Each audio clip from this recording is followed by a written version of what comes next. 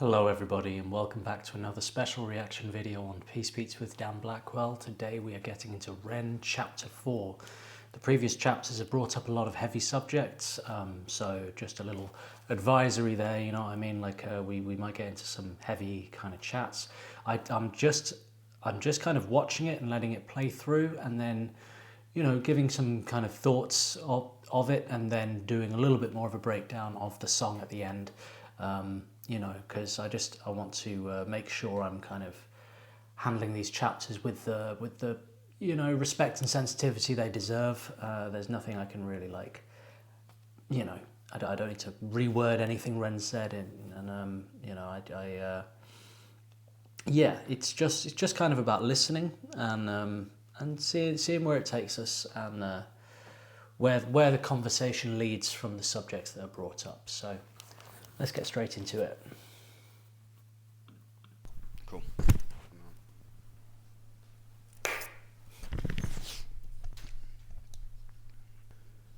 During the year I spent living back with my mum, I was leaning even more heavily into scouring the internet for answers. It became like an obsession. Most people my age were watching porn. I was on PubMed learning about mitochondria.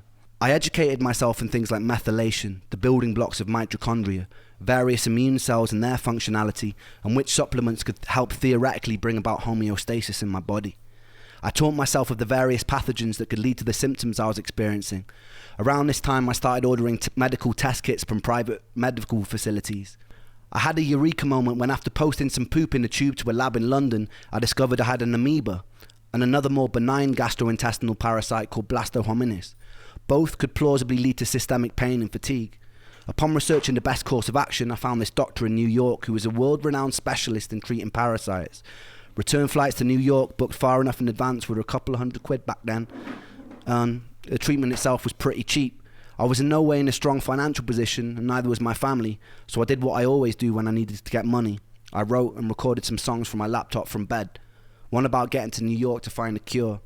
I sold a modest amount of digital copies to my Facebook friends and my friends and family, just enough to afford a trip. During this time, my symptoms had gotten a lot worse, so the entire visit was a bit of a blur. I remember sitting in a waiting room and struggling to find an inch of wall space that wasn't taken up by the countless medical qualifications and the diplomas attached to it. I half expected the walls to start bragging about their Ivy League connections and debating the latest medical research while us mere mortals waited to be called in. When I was finally on the doctor's table, I was told to take off my clothes and put on a blue disposable paper robe. An old man in his 80s hobbled in, pulled on a medical glove, and proceeded to cover his finger in Vaseline. My heart sunk. I was pretty sure I knew what was coming next. I suddenly wished I'd experimented more with my ex-girlfriend. I didn't want to lose my backdoor virginity like this. He could have at least done me the courtesy of putting on some Marvin Gaye and lighting some candles, but instead I lay in uncomfortable silence on a brightly exposed operating table, while a firm-handed, overqualified old man inserted his index finger forcefully into my anus. He never wrote to me afterwards. I felt used. Nonetheless, I was officially diagnosed with a parasitic amoeba and given a course of heavy-duty antibiotics to take. I believe it was paramomycin and secnidazole. After the course was finished, I pooped into a tube again, and they confirmed I got rid of the parasites. The constant internal techno raves and gurgling which usually plagued my stomach ceased, but I felt just as crap. And on top of all of that, I started becoming allergic to everything. And I mean fucking everything.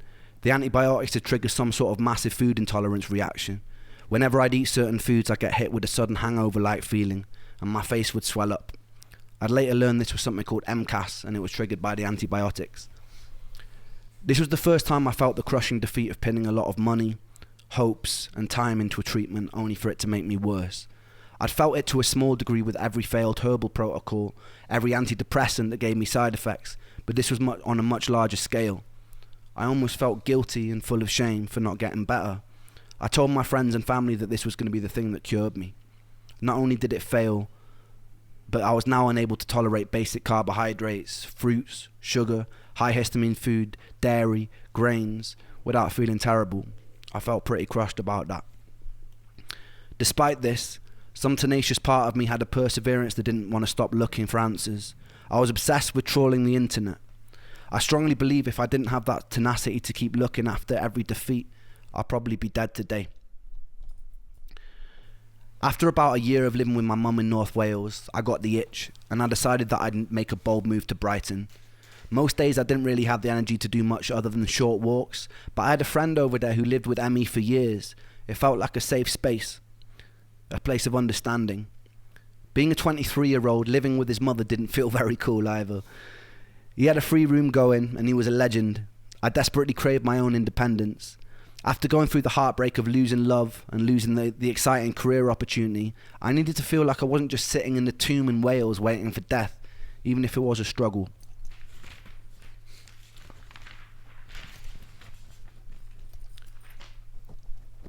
I made the move. It was a really nurturing space, and it was full of the lunatics of Brighton who would come and go. I was still living in a thick haze, but I was meeting people who weren't judging me for it. With this safety, I was slowly finding my personality again. Despite the comfortable environment, it seemed my symptoms were only getting worse. I started having pretty constant panic attacks. The first one felt like a heart attack. I'd never experienced a panic attack before, so I wasn't familiar with the symptoms. My whole face went numb, and my heart felt like it was about to beat out of my ribcage. I panicked and I phoned an ambulance. They put me in the back, they took all my vitals, and they told me I wasn't dying. I felt disappointed. These attacks would happen pretty habitually every week or so. My symptoms of derealization seemed ever increasing. Derealization is hard to describe to someone who's never experienced it. The closest thing I can come to is feeling like you're on bad drugs. You feel disconnected from yourself, like your soul has been vacuumed out of your body, and nothing around you quite feels real. Everything has an unusual undertone, and nothing feels safe. I remember one night in the first year that I lived with Ben, there was this lightning storm of torrential rain. I went outside and I stood in a t-shirt hoping I'd be hit by a bolt of lightning and it would somehow shock me out of it. Unfortunately, I wasn't on Zeus's hit list that day. This urge to be shocked back into reality didn't really leave me. I remember one day I was walking back from the shops. I found an old analog television in an alleyway that was being thrown out. I can't quite remember the thought process that led me there. I just remember feeling angry, and I decided to smash the fucking pieces out of the TV in the alley. I picked it above my head and I hurled it towards the ground. The screen cracked, but it didn't shatter like I hoped it would. I did it again and again and again until there were large shards of glass lining the street. I saw one about the size of a kitchen knife and I picked it up. It's hard to rationally explain self-harm that's not a cry for help, because this wasn't a cry for help. I'd cried for help multiple times and no one listened. The pain I felt inside my body could never be done justice with words. There's a certain horror, a certain frustration of living in a body that would never give me a moment of peace. I felt constantly alienated. I had no doctors to tell me what was going on. They made me feel like a hypochondriac. There are no combination of words in the English language that can express that pain, that can express that frustration. There's no song I could write that would make you understand. In that moment, the closest and truest way I had of communicating my pain was driving a shard of glass into my chest and dragging it across until the blood was dripping down my body. It didn't hurt very much compared to what was already going on inside of me, and it didn't really help me feel better either, but it was truth, and there was beauty in that. Adrenaline gives you a brief moment of respite, but it wasn't long until I was exactly where I started, just decorated in a little bit more blood than usual. I made sure nobody saw. I didn't want to cause any alarm. I didn't want anyone to be worried. So I cleaned it up when I got home, and then I resumed the life of the undead. In the next episode, I'll tell you the story of when I was stabbed by an ancient sword, and when I met one of the most talented people that I know.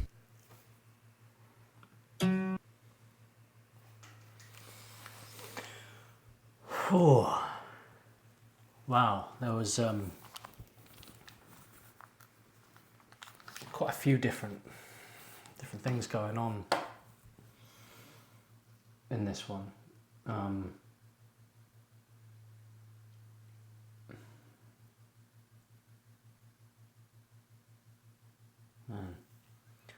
Firstly, that Marvin Gaye section was absolutely tremendous, and it was nice to have a little bit of humour, you know, kind of early on as well. It's good to have kind of light and shade, isn't it? But yeah, nothing worse than that, is there? And you know what do you say? because the first time I ever had one of those exams, I turned around to this woman in her 70s and I said, "No one's ever done this to me before," and it was very, very awkward. She didn't laugh, she didn't smile, she didn't say anything back. She just carried on, and you know, yeah, used is exactly it. It's exactly the feeling. But it was really strong of Ren to go to Brighton while going through all of that. It would have been very easy to just kind of just lay in your own grave, you know, in where he kind of was in Wales. And you can get stuck places, can't you? You can get stuck in your hometown, and you can get stuck and like not just. There's comfort in that, and it's scary to move away, and it's scary to make change, but especially if you're in so much pain and there's so much uncertainty and unknown going on as well. But it's really good that he had a friend with a kind of safe space there, and he actually got to go away to Brighton. I think psychologically that will have done so much good for him, that you know, maybe had some impact physically as well. We've talked a little bit about the kind of self-harm thing in I think it was the penitence video, penitence, and yeah, it's kind of talks a little bit about how it's about control, you know, and if he's in so much pain, but the pain is being done to him by this kind of unknown source, it's somebody else doing this to him, it makes sense that he would kind of turn to that in order to kind of control the pain that was being done to him, you know what I mean? It's like it's a feeling of taking back control, and it's not a good thing, and it's not something anybody should you know, like, it's yeah, but that's why people get into it. I think there's many reasons, but one of them I think is that kind of control over the pain that's being kind of done to you, and obviously the adrenaline as well. But that's a very, very slippery slope and a very dangerous road to go down. And I very much hope, if you're listening and you're suffering with that at the moment, that you keep on trying to stop and trying to find other things to help.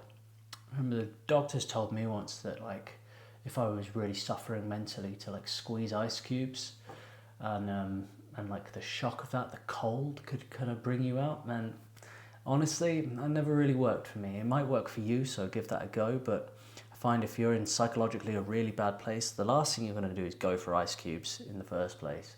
And secondly, you're not even going to feel them, you know what I mean?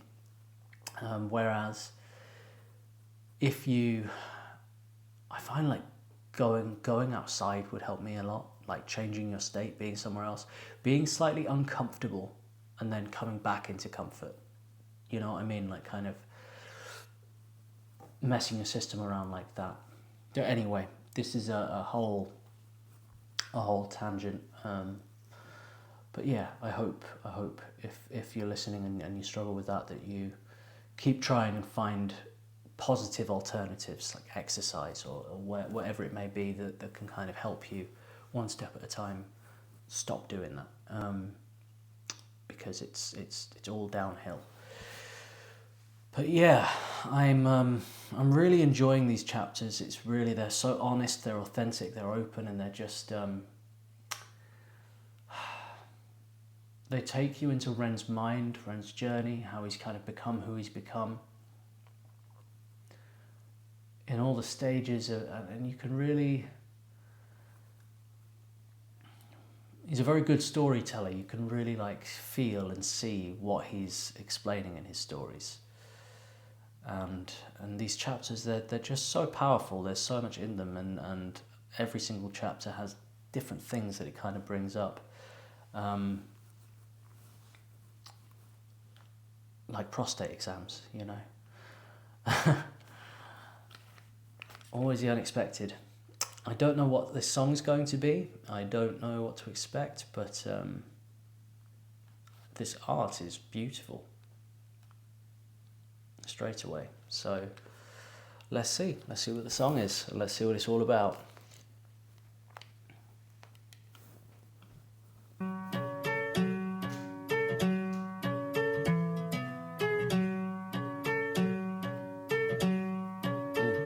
I got tears on my sleeves, hold on, and holes in these jeans, hold on. I haven't slept in weeks, hold on. I haven't found no peace, hold on. I get my teeth tied, hold on, and these tears run dry, hold on. Two bloodshot eyes, hold on, two bloodshot eyes. I don't belong here, in a place where life has left me. I'm 25 going on 150. My body feels old and I'm trying to lift the weight from my soul, but it's moving against me. I've emptied out my theodox, I lift my middle finger up, I'm screaming fuck you to all the demons here that keep me stuck. The pain is sharp like paper cuts, I hate too much, but yes I trust. I must combust, I must blow up, I must have all this courage up. Boom, sparks fill the room, I'm feeling the rhythm I move. My soul is more worn than the soles in my shoes.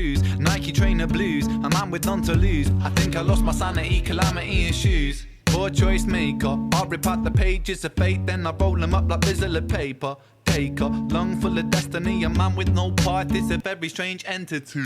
Tears on my sleeves, hold on, and holes in these jeans, hold on. I haven't slept in weeks, hold on. I haven't found no peace, hold on. I get my teeth tied, hold on, and these tears run dry, hold on. Two bloodshot eyes, hold on, two bloodshot eyes. Musically, I'm hearing a lot of influence from 90s Moby in this one. There's a little bit of that kind of gospel blues that's been taken into sort of like pop techno kind of elements, you know? A little bit like Run On would be a good example by Moby. If you give that a listen, you'll see there's a similar kind of feel to it. And there's a nice little bounce, but the instrument that's really doing all the work here is the double bass, an upright bass. And the movements in it are keeping it really, really groovy. It's if you listen to the bass line, that's what's really going to town here. We have this really simple guitar line holding it together. We've got a loop with a structure, but the bass line is, they're taking that bass line for a walk, ladies and gentlemen, is what's happening right there. And that's what's really giving it that jazzier kind of, cheekier kind of feeling about it.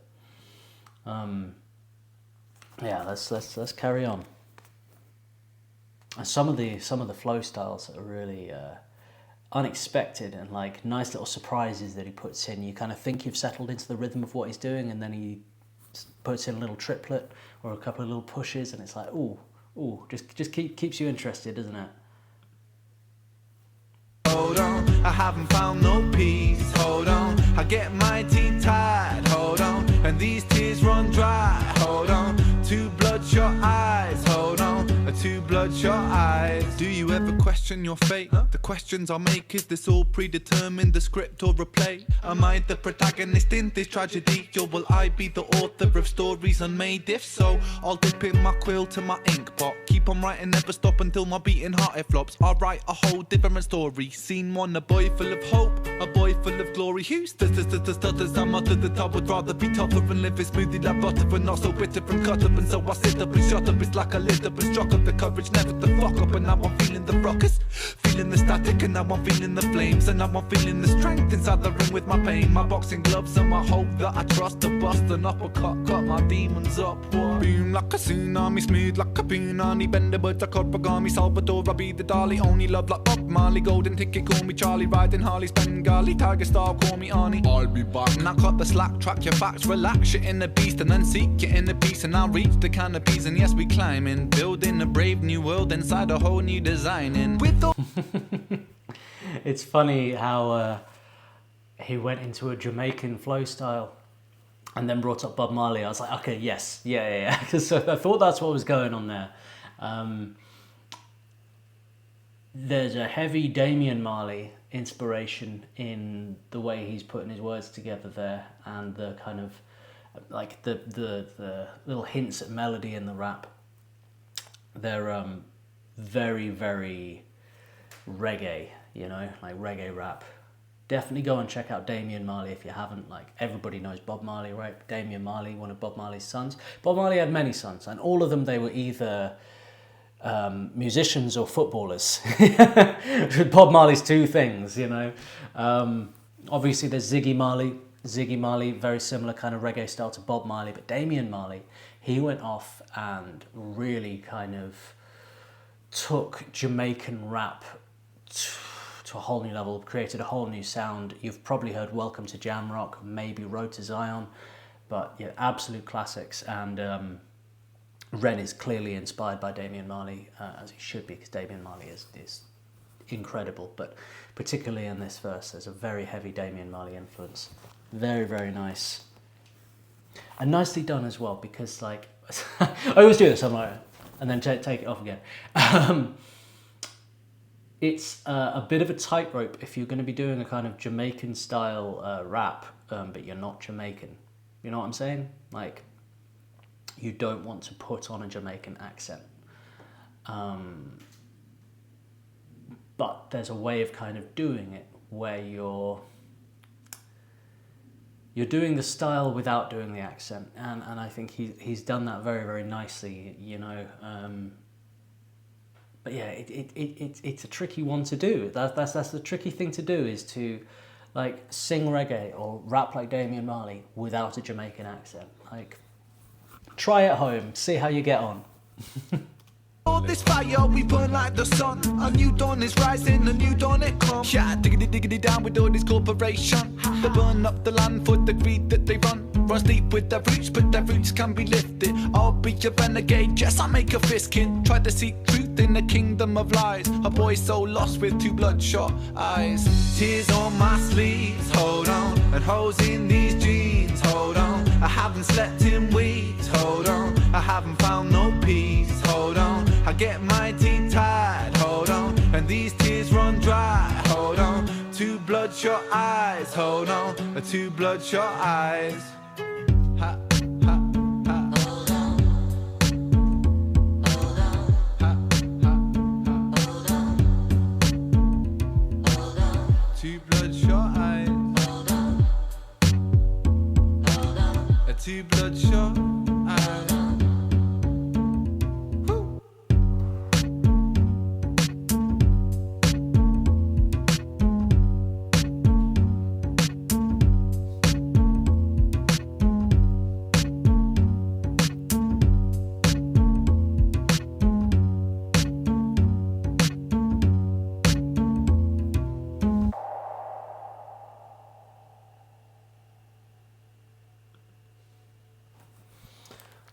That is a nice tune.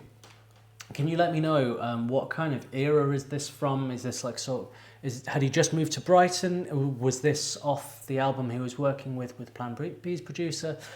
Tell me in the comments like what kind of era that song is from. Very, very cool song.